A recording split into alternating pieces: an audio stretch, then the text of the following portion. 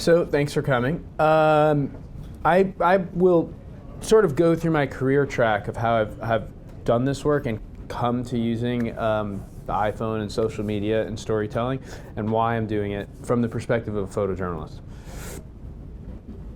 So my first photo essay was actually with film I bought from this store in probably like 2001.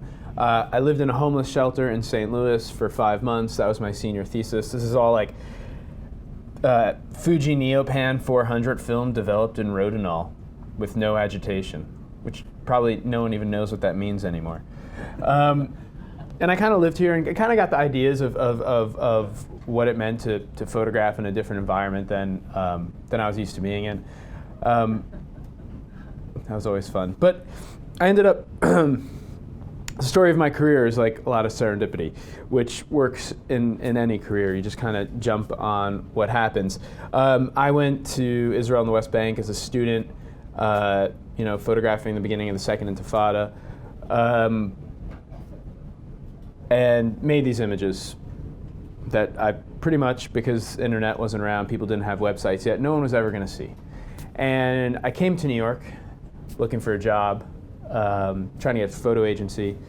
And it was sort of funny how it all worked out, and this photographer is now a really good friend of mine. But Corbis is a photo agency that's owned by Bill Gates. And they only had one embed position for the Iraq War. And it was going to go to a photographer named Shaul Schwartz. The last minute, the Kuwaiti government was like, whoa, he's Israeli. We can't let him in, even though we're letting in the US Army, because we all had to mass before he went in for the war. So you have to send someone else. We can't let this guy in. And I was literally in the office just showing this one picture. It was my only picture of violence. And Brian Storm, who's the president of Corbis at the time, was like, we need someone to go to Iraq because we don't have anyone else. Do you want to do it? Can you do this? Do you know how to do this? It's like, yes, as you can see. I have done this before. It was like, and how did you get to that position? Well, when I was after I did the homeless shelter in St. Louis, my girlfriend at the time was French, and I was like, oh, I'm gonna go to France and the birthplace of photography. I took a year off from school. I wanted to get into photojournalism. They didn't teach it at my university, so I went there. And I happened to get there right when this movie called Harrison's Flowers was out. Has anyone seen it? It's a horrible movie, but it's awesome. Every industry, every career, every job has its movie, right? So like, you're a plumber, there's the plumber movie. If you're a doctor, there's like ER or whatever. So there are very few photography-centric movies. Harrison's Flowers is one of them. It's about a photographer that gets lost in the Balkans in the siege of Vukovar, and his friends go to look for him, other photographers. And there's one scene in it when like all the photographers put camouflage on their face, and they sneak past the Serbian sniper area, and they're like, and they're crawling in there in camouflage. That does not happen in real life. Journalists don't do that. But I thought that was really cool. And I happened to be sitting next to, I was like 20, I'm allowed to think that's cool. And I was sitting next to a photo agency, the director of a photo agency. He's like, we really need someone to go to Israel-Palestine and photograph the Intifada as it's starting. And we need people who can speak Arabic and Hebrew. I was like, I can speak Arabic and Hebrew. I can't. But when you come to that fork in the road, you jump on it. I said I can, and I had 400 rolls of chrome film and a Nikon F100 the next day, and I was on my way. So I told this story to Brian Storm, and he said, all right, you're in for the war. Go for it. So there I was, Kuwait, and then 101st Airborne. And then the U.S. Special Forces right after. I kind of jumped around as things happened. And again, there's a lot of serendipity that happens with events that happen in front of you. You take advantage of them. That is what photography is all about, is seeing things that happen and reacting to them. My career is pretty much all digital, because from this moment on forward, I'm digital. Gone is film, and the rest of my career is now all using whatever came along. I was sleeping in the tent that I was put in, which for some reason when the embedding journalist came in 2003 as this new thing that people were giving out, they just put the journalists with female soldiers, which I was okay with. And so I'm sleeping in this tent when 3 grenades go off, and a Scud missile lands, and a British Tornado jet is shot down. This all happens at the same time. And this is actually Major Gregory Strone. This was the night the war started, March 23rd of 2003. And he actually passed away about an hour after this grenade attack.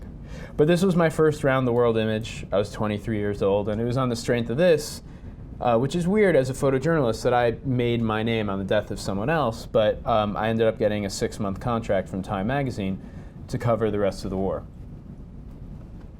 And there are a lot of things that I talk about when you're covering stories, like what is the most important thing. And I remember, and this actually comes back to using a phone, because it's a very different way of photographing than when you're using a camera you hold up to your face. I'm able to cut myself off emotionally on some level from what I need to photograph because I have a barrier against my face.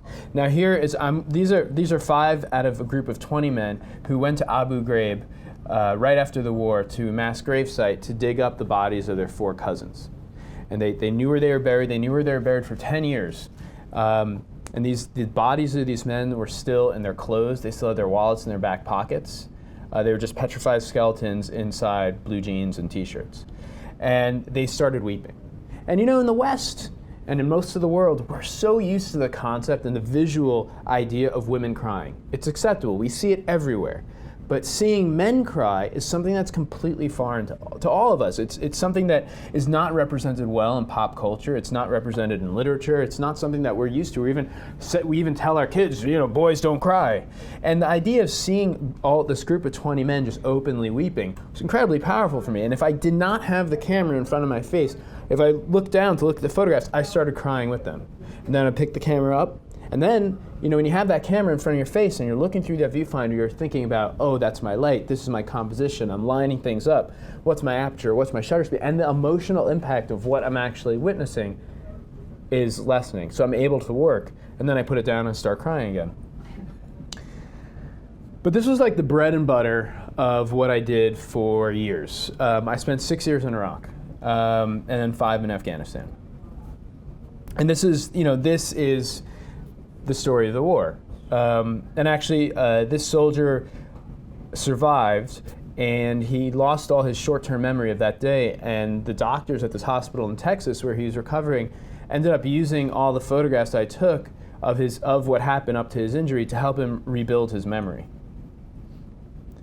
This was my vehicle on that day. So I actually lost all the nerve endings on the right side of my body. It took about 2 years for them to grow back from the concussive force of the blast. This is the only time you'll ever hear someone say, I won't tell this to my kids, but smoking saved me in this instance. I got out of the car to have a cigarette, and I was exhaling when the bomb went off.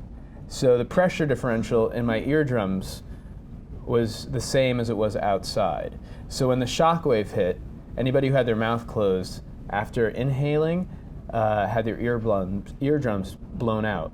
Whereas I was exhaling my Camel ultralight cigarette, and I was fine, except I lost my nerve endings.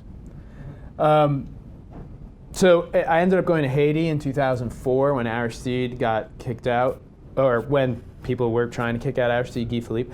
I ended up traveling with Shaul Schwartz again, the same Israeli photographer who got me started with the Iraq War, and we were not working for anyone. We didn't have any assignments. So sometimes this works out with professional journalism. If I'm working for someone, they have liability for me. Same way why there are not a lot of Western journalists covering Syria right now. The liability is crazy, so no one wants to send anyone. We didn't have any assignments, so most of the time, when I think it was February 28th, when Aristide finally left, the whole of Port-au-Prince was in chaos. It was on fire. There were gangs everywhere. There were shootings. And all the journalists working for organizations were told to stay in their hotels. And meanwhile, me and Cho were like, we're not working for anyone. We can go out. So we're down walking on the street. We can't see anything. There's like maybe visibility of a block because the whole city's on fire and smoky. And suddenly gunfire started coming towards us. And we split. And he runs off into these buildings that are on the left, which are pretty much on fire. And he's standing in this smoking on fire doorway. And I am standing next to a tree, which is not bulletproof. But that was the only thing I jumped behind. So I'm standing behind a tree. He's standing in the doorway of a flaming building. We're trying to figure out which is a safer place to stand. When this guy comes running down the street. Now, originally he had the machete on the ground, and he's just kicking up sparks as he's running down the road.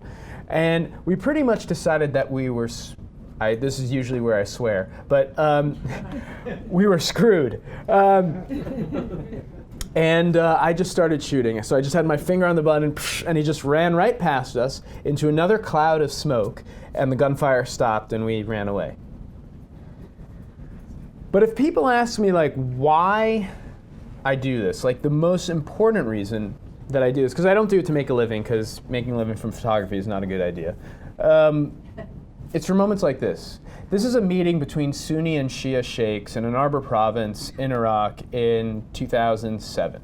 This was the beginning of the Sunni awakening and what ended the civil war for about 2 to 3 years before Syria kind of restarted it.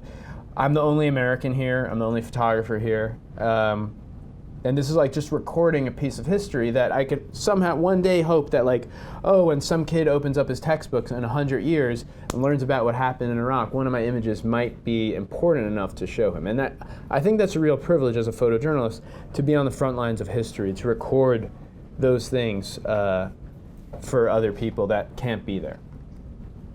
But there are definitely like moments of levity, which are important too to record. Like, people don't think like, oh, Iraq, it was horrible. Well, here was Uday Hussein's love palace. This was his love palace, where he took women after dates, which was hit by a JDAM, a bunker buster. So the whole front of the palace is gone. But somehow the bombers left the pool. So they decided to make this, because no one had any idea that Iraq was going to be 120 degrees in the summer. I don't know, there was no good planning for this. None of the cars had air conditioning. So, but they left the pool. So they decided to rotate in different units of the military every weekend to have pool parties. But you have a bunch of 20-year-old guys. What's a pool party without booze? It's not really a pool party. But general order number 1, you can't drink in Iraq while you're on duty. But you can have O'Douls. So someone in their infinite wisdom decided, you know, because they write home and they got crates of O'Douls sent to Iraq, that if you made a beer bong that went to the top of the Love Palace, it's a 30-foot beer bong, you could drink a case of O'Douls in about a minute and then be buzzed. Then go jump in the pool and vomit profusely, which is what happened a lot. I didn't photograph that because that wouldn't have gotten published. So this was made probably 1 or 2 days after the war ended. There's a man jumping off the Tigris River. Again, it was 120-degree days. He's going swimming.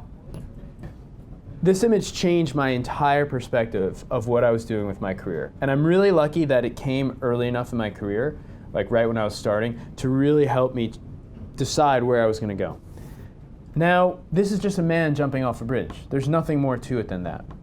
But there's his body language. In America, we have a history of lynching photography, and so this kind of like in the back of our head, we're thinking, what's going on here? Is that guy hanging? There's an incredible aesthetic here where it's just one color. And I realized that when people looked at this image, they wanted to know more. And it began this quest for me to understand that the aesthetic of the image is what delivered the audience to the content. You have all these different schools of photography where, in terms of when you're trying to tell a story, specifically documentary and photojournalism, do you have the content first, the aesthetic later? Which does what? Is one more powerful than the other? For me, especially growing up in this day and age in the West, where we see close to 4,000 images a day. Everyone here is seeing close to 4,000 images a day.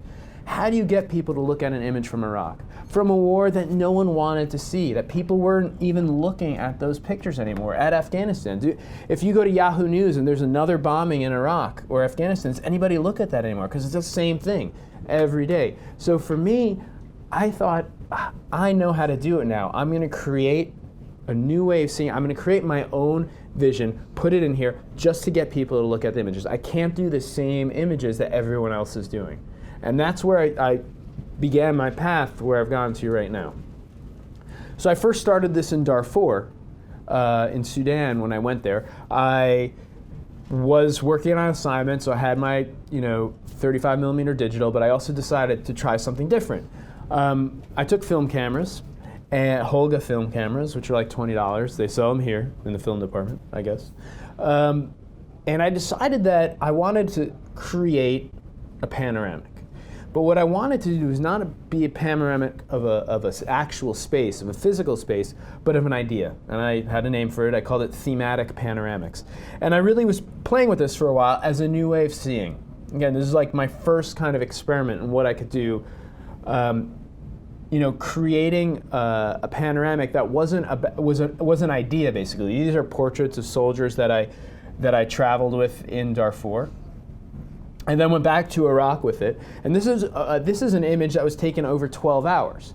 And it's just, I spent 12 hours on patrol with an Iraqi army unit, and this is just portraits of the soldiers that I just took when I had time. And I remembered, I photographed that guy, I photographed this guy. And I would just wind the film slightly and overlap it to create one image.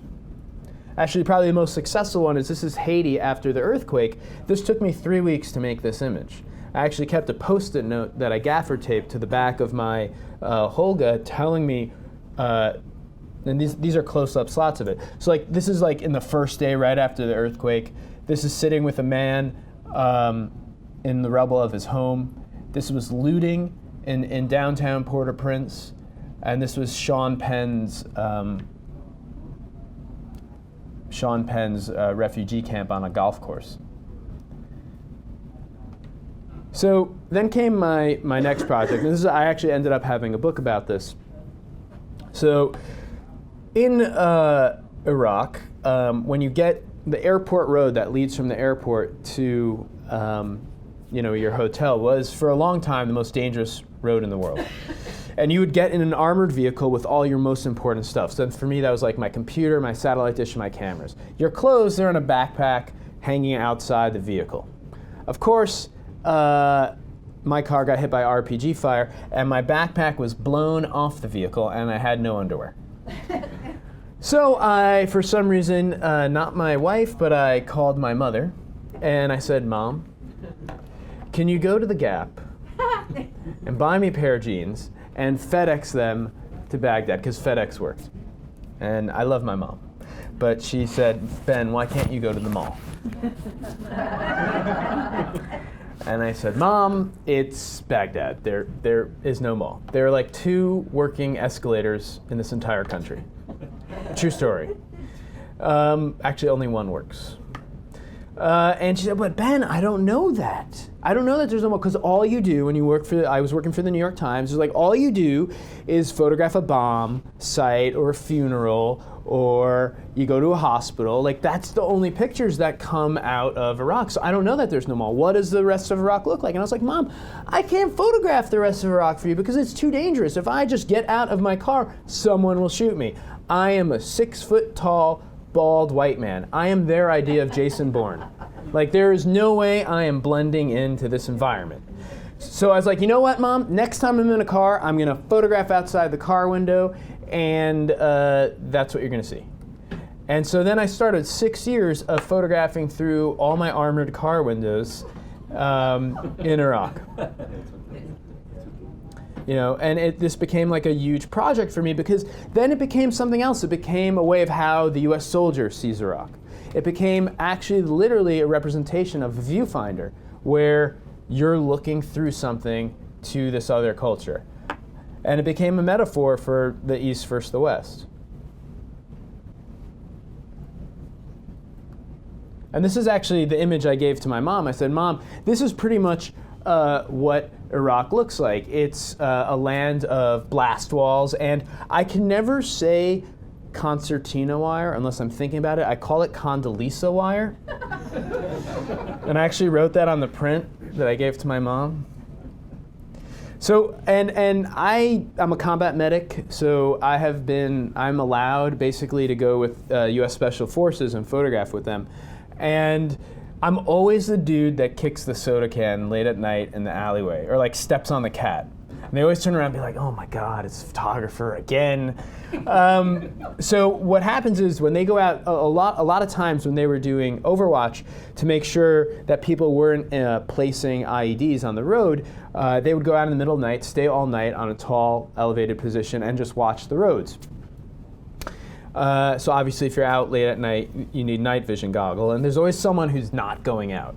And I would always go up to that person and be like, hey, can I borrow your night vision goggle? They'd be like, sure. Can I use your satellite dish and download iTunes?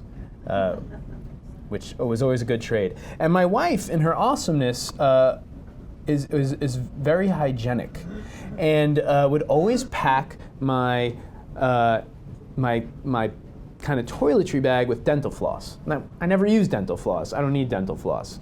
I hardly brush when I'm over there. I'm sorry. It's just how it is. There's no water. So I ended up using the dental floss my wife packed to attach a soldier's night vision goggle to the front of my camera.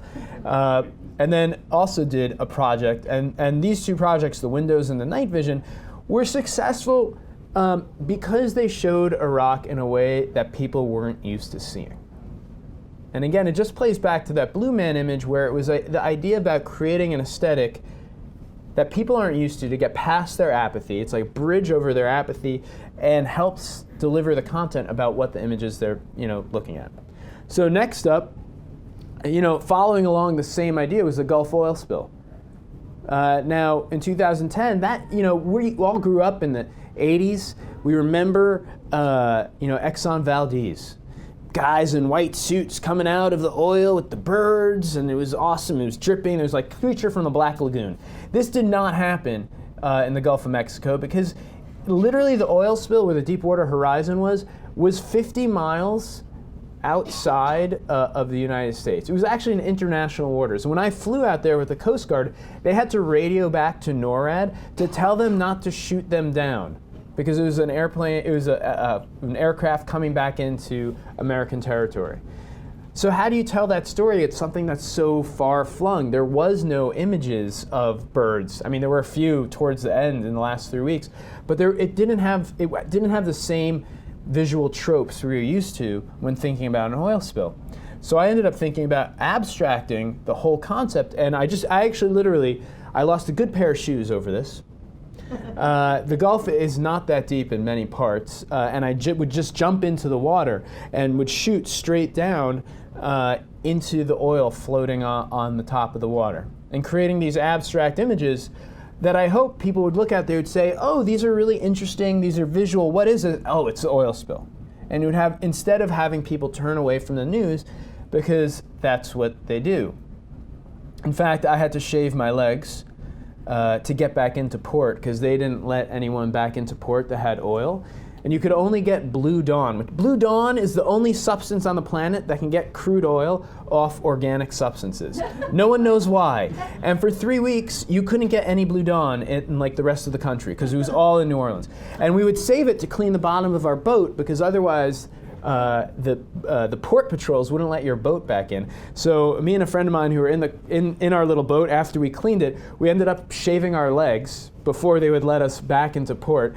And then I had to tell everyone I was a cyclist. I call this one my pepperoni pizza. And you guys know exactly what I think this one should be called. That usually gets many more laughs. So, and that brings me to the iPhone. Now, when I started photography was probably around the year 2000. And, as a student photographer, you carry your camera with you everywhere. You're like, oh, I got this camera, I'm taking it everywhere. I'm gonna go grocery shopping and there's gonna be someone feeling up that cantaloupe and it's gonna look awesome and I'm gonna photograph it and it's amazing. She's gonna be feeling the And then you become professional, and you're like, oh, I have to put some metadata on that, and back it up, download it, and archive it at home, and then I have a separate offsite archive, and then I have the cloud archive, and then I got to give it to my photo agency. And then you realize that photographing someone feeling up a cantaloupe is a much pain in the ass than you want it to be. So I stopped carrying a camera. And as anything, when a hobby becomes a vocation and then becomes a job, it stops bringing you the same amount of joy that it did when you had to think about it, when it was just for pure fun. And photography, like, I get shot at for a living. I've been blown up 4 times, I've had surgeries, I've seen people die. So photography and photojournalism wasn't a love necessarily as much as it was a job that I was good at, and that's what I was doing. So then the iPhone came around, and it freed me in many ways. And this is copyrighted, but it's the darkroom in your pants. If you decide to use that, 5 cents to me.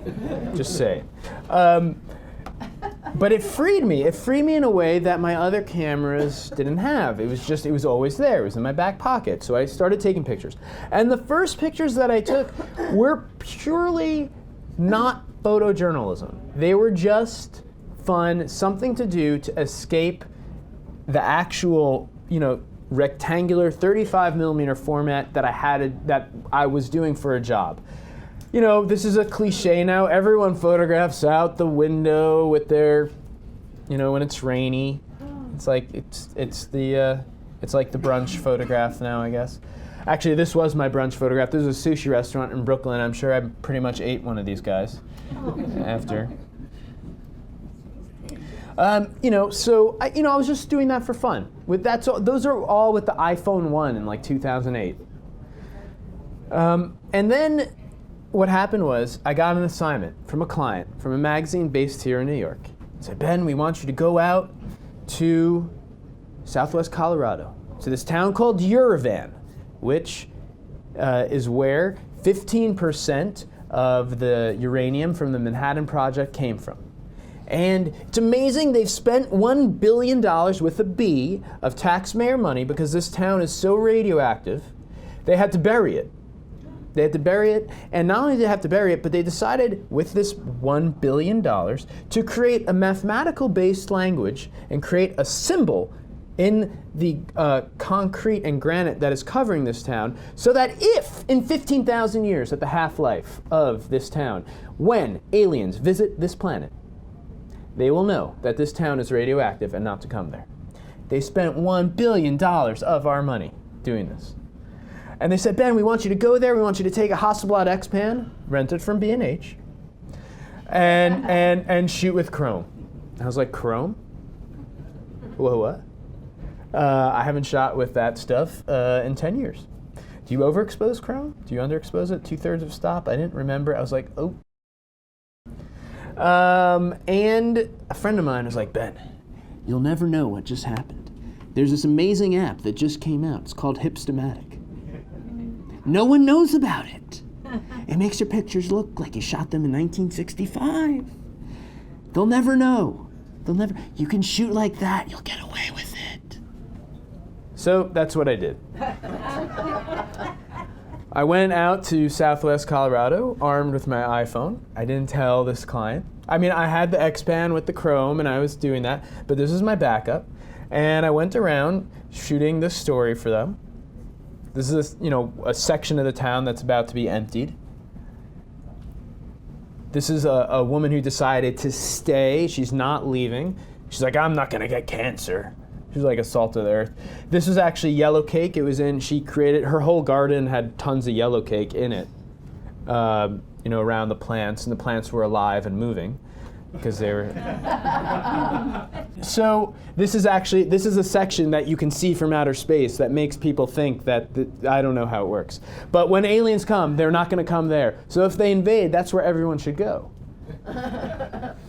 And when I got to the office for this client, I sent the film into a lab and I printed these pictures up at home on my Epson.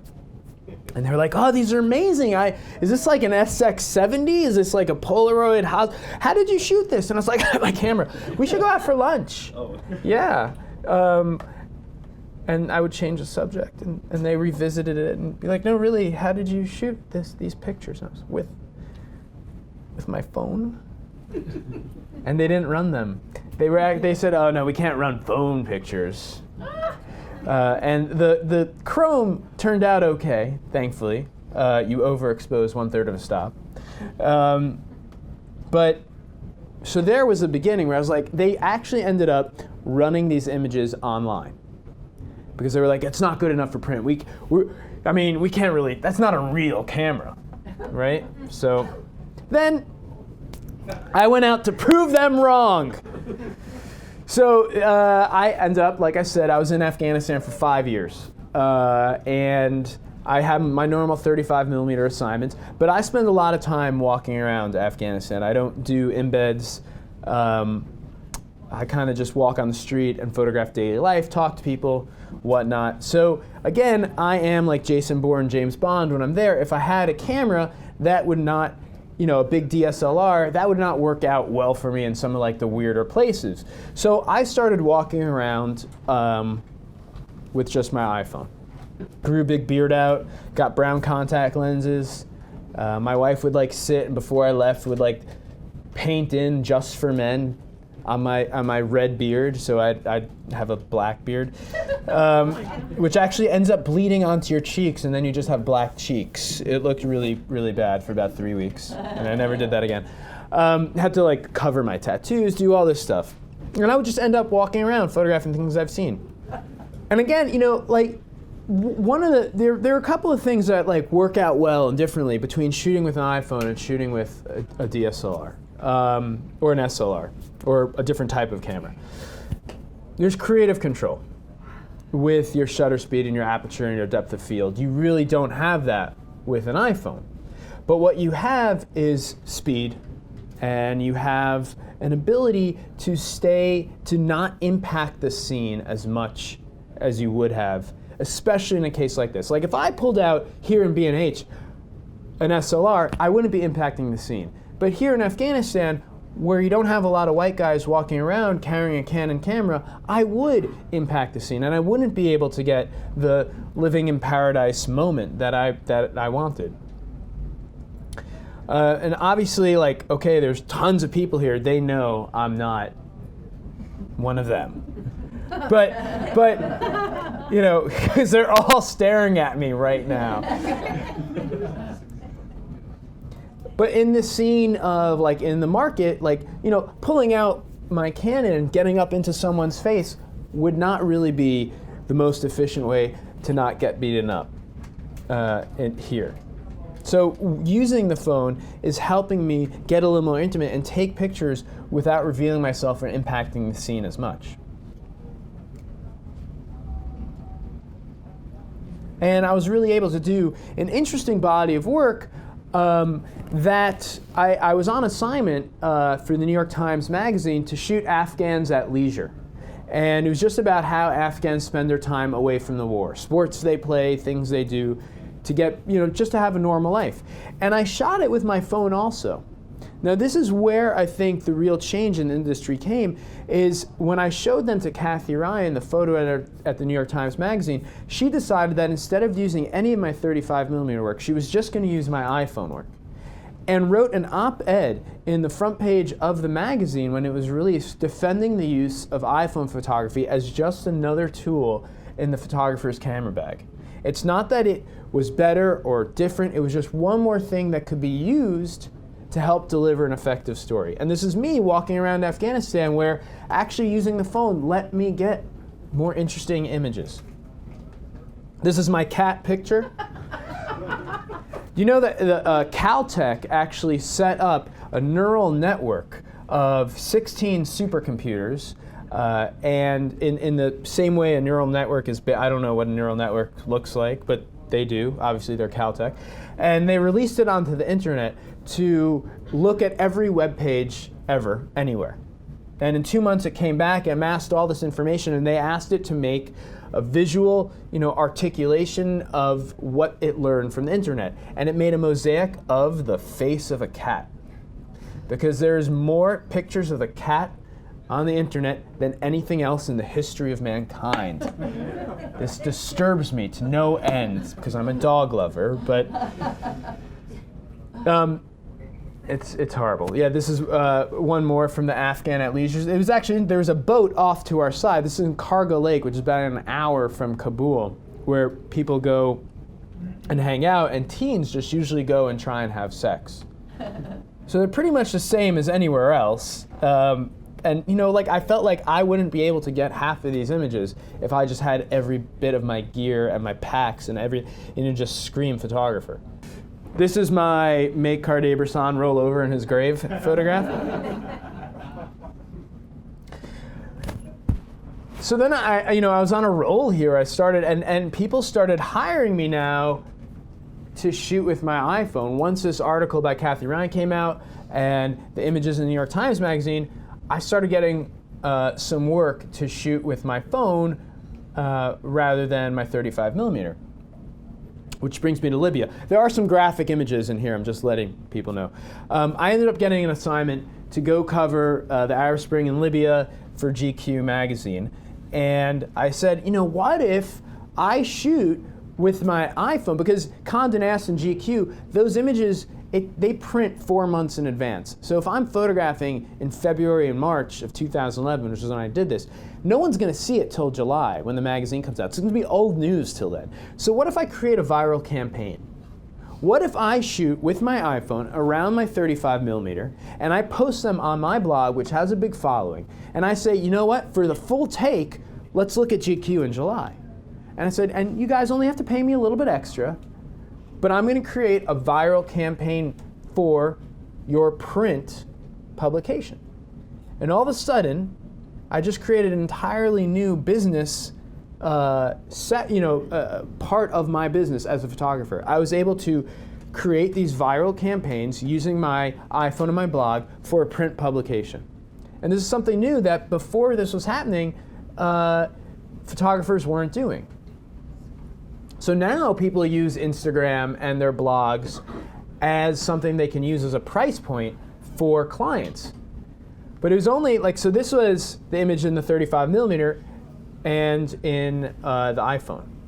And so this didn't show up on newsstands till July, and this I put on in February right onto my blog.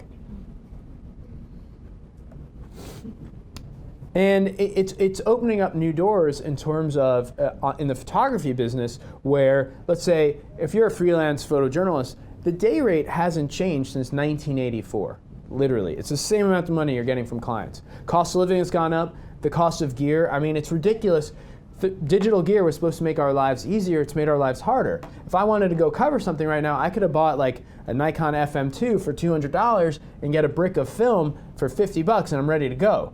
Whereas now I have to buy, the camera I took to the Iraq War was a Nikon D1X. It cost $9,500. I had to sell my car to buy it. The only reason I got a full thing of gear, again, serendipity, I happened to be dating the PR rep for Nikon in 2003. You got to use things that come your way. That's all I'm saying. I was working with Al Jazeera, the Al Jazeera cameraman. Al Jazeera was great during the Libyan war. They would have a satellite dish truck every kilometer and would just bounce a signal back. So the cameraman and I decided to he had a Wi-Fi dongle, and we made a hotspot in the front lines.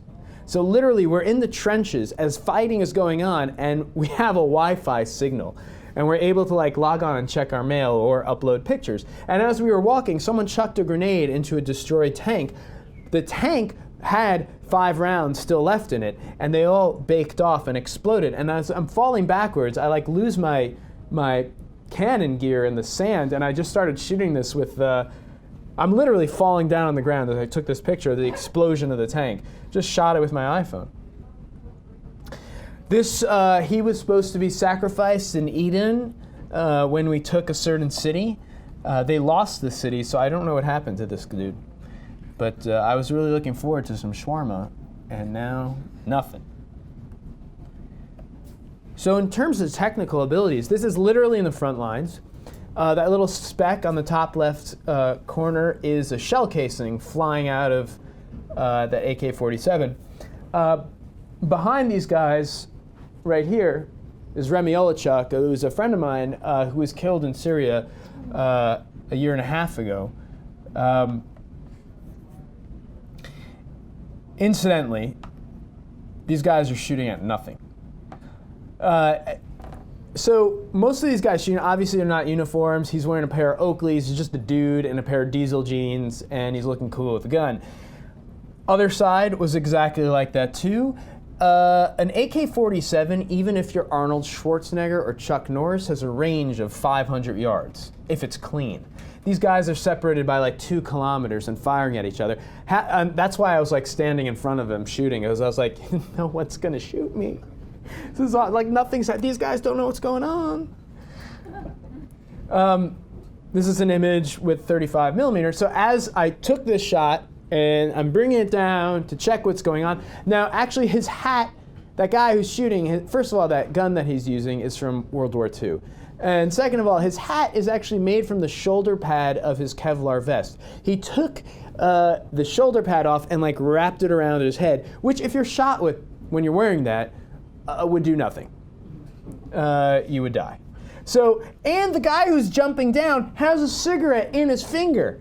So I was like, this is amazing. And the guy behind him was like wearing a fez. And so he falls down. I'm like, I got to check this photograph out. So I'm chimping in a war zone. And a mortar lands and explodes next to me. Thankfully, the desert and the sand takes most of the impact out. And the guy lost his cigarette, and he turns in the other direction and falls back into my legs. And I start falling backwards, and only thing I had handy was my phone.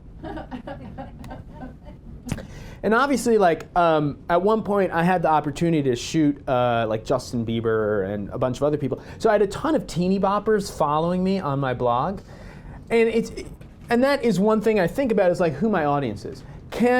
Who am I showing my images to? Do I need to be overly gratuitous with the representation of violence? So yes, I'm in a morgue, and there was like body parts and all kinds of horrible things. But do I need to show that? So again, my idea is. Yes, I'm photographing, I can do it right away, I can send these images right away, but now I'm editing for myself and for my audience. So all of a sudden, I'm now even taking the position of what a normal magazine would do here in the States, which is thinking about who your audience is. And then I have to do my own editorial comments. So there's a reason why the war took 8 months, even with NATO support, and it's because of dudes like this who decide, with a chain gun, to use it to make war fashion. Now, you cannot put this chain of bullets into a gun because he, ever so delicately, turned every other round around to make this awesome bandolier of Rambo. You have to use a little kind of hammer that's kind of like the hammer that you use when you go to the doctor and they check out your knees, and kind of like knock them out or open up the chain and kind of put the bullets very carefully one way or another.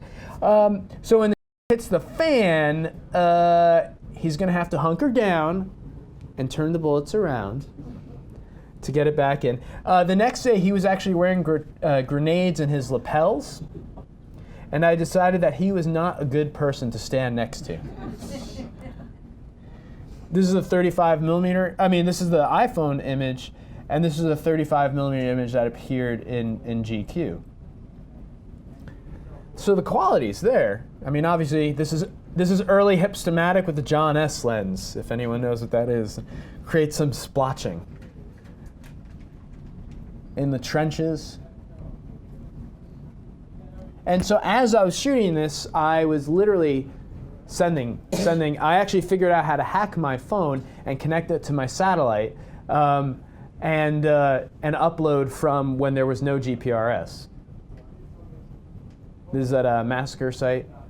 And so what was interesting is that we were now getting images of news out on all, I wasn't the only person doing this, but we were getting them out before newspapers were printing, before they were, formatting their websites. This is the fall of Tripoli. So this is where it gets a little graphic. And I had to decide, how does this work? So you have to understand the limitations of your equipment. I had Hipstamatic, and I'm running up the stairs. There's a bunch of rebels in a building where there are bullets bouncing off the walls. And I'm like, the phone's not great for this instance. So I'm going to switch to my camera, to my 35 millimeter. And I'm running up the stairs with this gentleman in front of me when he gets shot. This is actually his moment of death, where there's a sniper above us who just shot down. And he falls down, and I just stood there, and I'll get off this image, and I just stood there, and then I pulled out my phone and I took the picture. And then I realized I was the last guy in the room and I really need to leave. But it was important to get, because I was able to report on it right away, because I was able to get that stuff on the blog, on the clients I was working for right away, and to tell the public and people, like whether it was Libyan Americans or just Americans or Europeans, people who wanted to see what was going on before the news was getting to them. One of the interesting things about social media is that you get to choose who you want to listen to. Now, CNN and MSNBC and Fox News all have their own agendas of how they present news to the public. But today, what's empowering about social media is that we don't have to play that game. We could decide who we want to listen to, what voices we want to hear, what information we want to get. We don't have to be told, like school children, whether the shark biting people story of the summer is the story that we all need to, because CNN or whatever, it's like sharks attack in Miami all the time in this summer, or whatever the story is, or Justin Bieber this morning with his drag racing thing. That was on CNN all day today. Seriously, I don't care. Does anyone else here care about right? But they've decided that so you don't have to do this anymore. But that challenges journalistic outlets. So why did we get behind, and this is a bit of my political rant, but why did we get behind the rebels going into Libya with the Arab Spring? Is partially because we couldn't totally get behind the fight against Egypt because we had invested peace negotiations with other countries in Egypt. We couldn't get behind Arab Spring in Bahrain because the US Fifth Fleet is parked there. But like Gaddafi, he is literally Dr. Evil. So it made sense politically for us to say, we'll get behind the rebels, they're awesome. Except the rebels were a bunch of racists. If you were black in Libya, you were working for Gaddafi, you were a mercenary from Chad or Nigeria, and you were thrown in jail after the fall of Tripoli. But news outlets did not run that story because they were like, no, Che Guevara and rebels, and it's awesome, and we hate Gaddafi, and the rebels are great. And no one ran this story. This is a jail cell for 2 men that 30 black men are thrown into. They were just transient workers working in Libya. They were not mercenaries. They were just thrown in there because the rebels decided they're mercenaries. They're black, they're mercenaries, and they're bad guys. And it only took journalists on the ground photographing and tweeting about it to get news organizations back in the US and in Europe to change their agenda and to kind of be like, oh, this is wrong, and to run a story. And that's now really more exciting, where you can do something different and you can affect the agendas of the people that you're working for. So I'll kind of, this is, I ended up going back to, now what I wanted to do instead of news, and this is in Libya, was telling someone's story. And I wanted to be interactive with the public. So what I ended up doing was interviewing people. This was actually my fixer, and the entire month I was with him, he had this bullet hole in his car, and this is why. And it humanizes, when you could read the image, that other people feel the exact same way we would in a given situation. If you don't talk to an Afghan or an Iraqi or a Libyan, everyone in this room probably has their own opinions based on what they see in the news. Another explosion, another bomb. You have no idea that we went out, smoked a hookah, got drunk, and talked about girls. It's the same, no matter what. People wake up, we would talk about our kids, and be like, I just want to get them into a good school, and we would talk about, God, his kids watch Dora the Explorer too. It's the same everywhere, and people don't know it. So now I wanted to humanize people by interviewing them. As a bald man, I have to go get my hair cut every other day. And I went into this barbershop in Misrata, and this guy was just sitting there. So I asked him to tell me his story.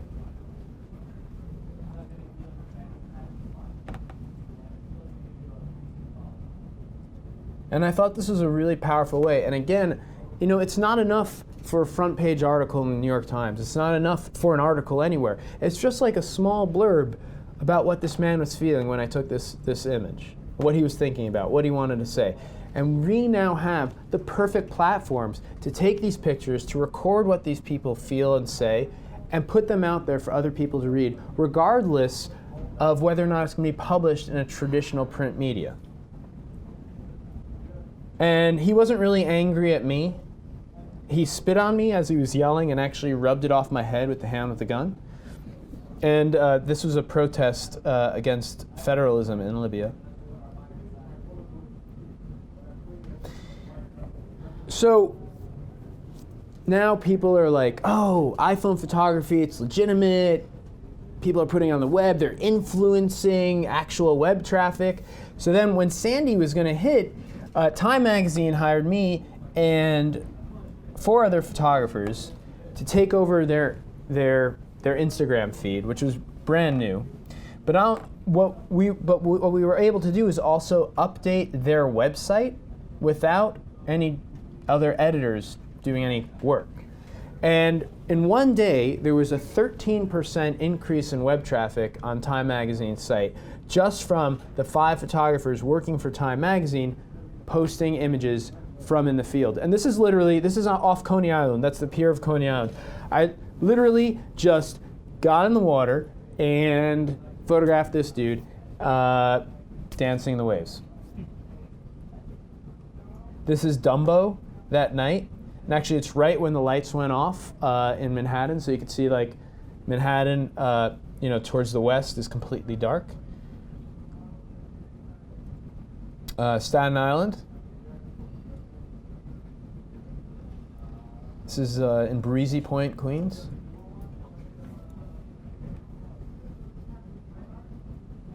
This is actually a newlywed, and they were cleaning out their houses, and he wasn't as bummed except for he was looking through his DVD collection, and none of them were his.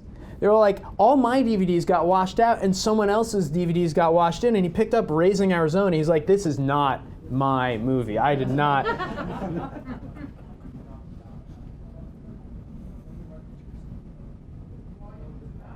So I was able to talk my way after 2 days onto the pier to photograph the Jetstar before anybody else got on there. Partially because I always have my images of Iraq on a computer, and I can stand doing chewing tobacco with a police officer for about 10 minutes, and I would just sit there, do chewing tobacco, show them pictures of Iraq, and talk about body armor, for a day before they were like, okay, we'll take you on, let's go. And it was actually interesting. This is what's going to change the model for professional photography. So I took this for People magazine. I also shot it with the Fuji X100 that I had with me. They decided to make that the cover of People magazine. So this was in October, right? Or November, or Halloweenish, yeah. So end of year was coming, and I was like, hey, can I put this in the best of end of year photo essays that always come out? And they're like, no, because we own, it's still under embargo. So basically most magazines work with, it's 90 days from date of publication, they own the rights to that photograph. So I can't do anything with it. So it's like, really? They're like, yeah, sorry, but we still own the rights to this picture for a little bit. It's like, okay.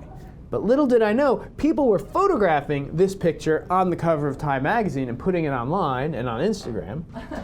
My mom, God bless her soul, found this picture online, printed it, and hung it on her refrigerator, thus infringing my copyright. So this is a whole new ball game. We're putting our images online, and anybody can do anything they want with them. they can copy them, they can print them, they can steal them. You could watermark them. You could put a big watermark in the middle of this frame, and then no one's going to look at it because there's a big watermark in the middle of the frame. You could put a big watermark in the bottom of the frame, and then someone who really wants to steal it will crop it out. So now we have these amazing platforms for communicating, for telling stories, for impacting public discussion and discourse, and at the same time, you're killing your bottom line as a professional photographer because people can take these images and do whatever they want with them. But again, if you're posting images on Facebook, you're doing that already. You're giving them those images. Facebook right now has the potential to be a photo agency bigger than Getty and Corbis combined. If you think of the statistics, just on overall content, last year, more pictures were taken than in all the other years of photography's existence combined. And 50% of the images taken last year were on an iPhone. Wow. So that's a lot of pictures. And let's just be liberal. 20% of those images people uploaded to Facebook. So in 1 year, there are probably more images on Facebook that have been uploaded than in the last 60 years of photography's existence combined. So right there, they have more images in their archive on their servers than most photo agencies do.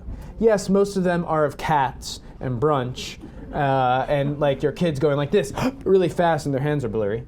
My kids, I cannot photograph my kids with my phone. They're way too fast.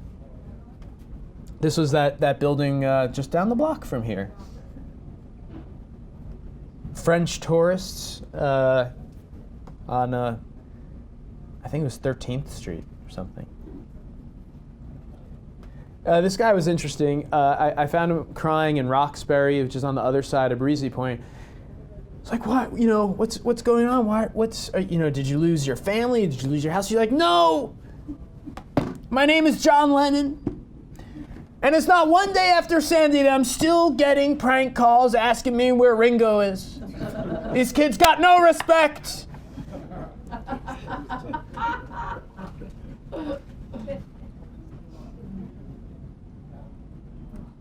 So now the question is,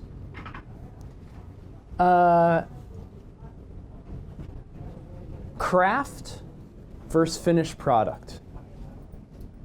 So this is when Hipstamatic came out with their fake daguerreotype looking filter, I decided I went to Yemen. I had an interesting assignment to go hang out with Al Qaeda in Yemen, which is not as fun as it might sound. I decided, I was shooting with my 35mm for Stern magazine, which is German Time magazine, and I decided I'm gonna try doing something different and use these daguerreotypes. This is actually in Aden, right where the USS Cole had been bombed. This is in Sana'a. And then I decided, I'm going to stop people and take these portraits, take these fake daguerreotype looking portraits. And I actually ended up printing them pretty big. But the thing is, if I printed these up pretty big and just framed them and took them to the Brooklyn Flea on a nice Saturday morning and sold them to all the other hipsters, how would they know that this isn't a real daguerreotype? And this got me thinking. Now, if I had the most amazing woodworking saw set in my garage known to man, I would have a sander and a table saw and everything, and I could make an awesome bed. Or I could go to IKEA and buy a bed, which I did about 15 years ago, and I'm still sleeping on the same IKEA bed, which is mass-produced in a factory.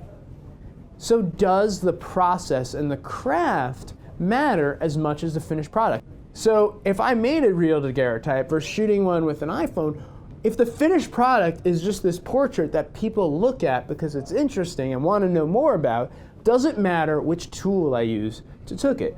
Does this make this image more valuable or less in the art world? And that's something that should all be thinking about. And what was really funny, this is the head of Al-Qaeda in Yemen, of their political wing. He was the matchmaker who set up Osama bin Laden and his fourth wife. He was in Afghanistan for a long time. I took this portrait of him. He looked at it and he said, "Hey, can you bump that to me?" And he pulled out his own iPhone. I shit you not. It's in the story. And this is the last rabbi of Yemen.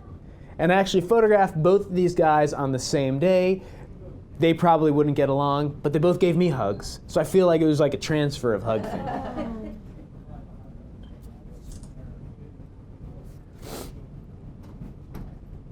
One of the few human rights activists in Yemen that is a woman that hasn't been killed yet.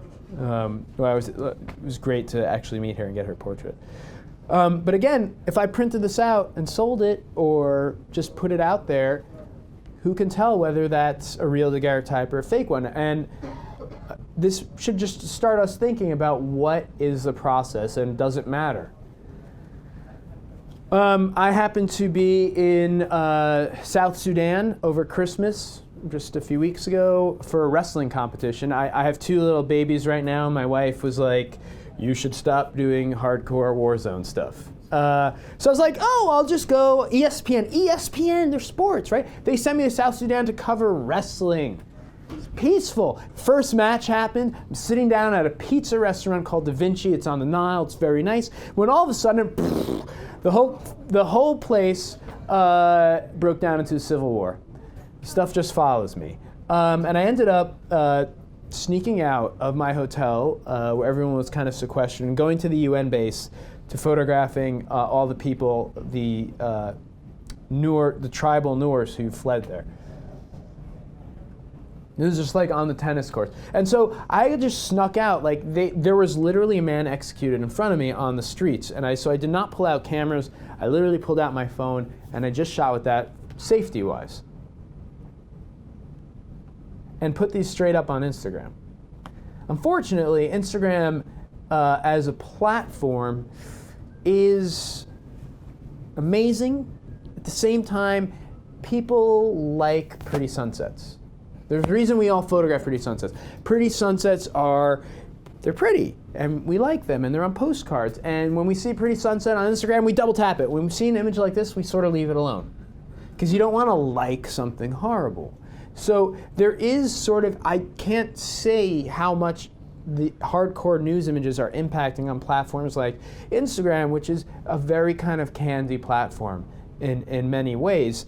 A friend of mine did a test. He had about 60,000 followers a couple of years ago, and he photographed just the floorboards in his kitchen, and in like 3 minutes he had 600 likes. So like now we're talking about likes, because you can start getting work through your work on Instagram, but likes might not be really indicative of the demographics you're trying to hit or the aesthetic value of an image. It might be meaningless at some point.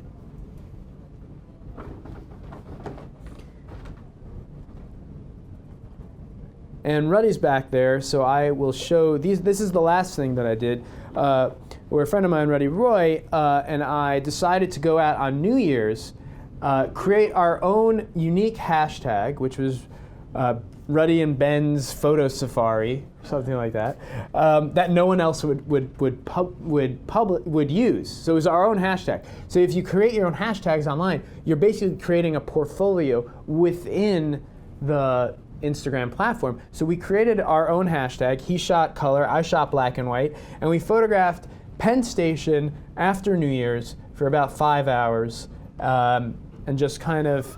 Oh my goodness. Yeah, look, sometimes people just don't pay attention to me and do silly things. He really liked his hand. It's like, I have 5 fingers. Or he was looking at a phone number he just got. I don't know. One of the two. These are actually a bunch of homeless individuals who are celebrating New Year's. So everyone's happy. And here is the great equalizer, booze. So that's my stuff for right now. Yeah, Thank you. And now. Whether you're a hobbyist or a professional, B&H has the answers to your questions. Experience a world of technology at our New York City Superstore. Connect with us online or give us a call. Our staff of experts is happy to help.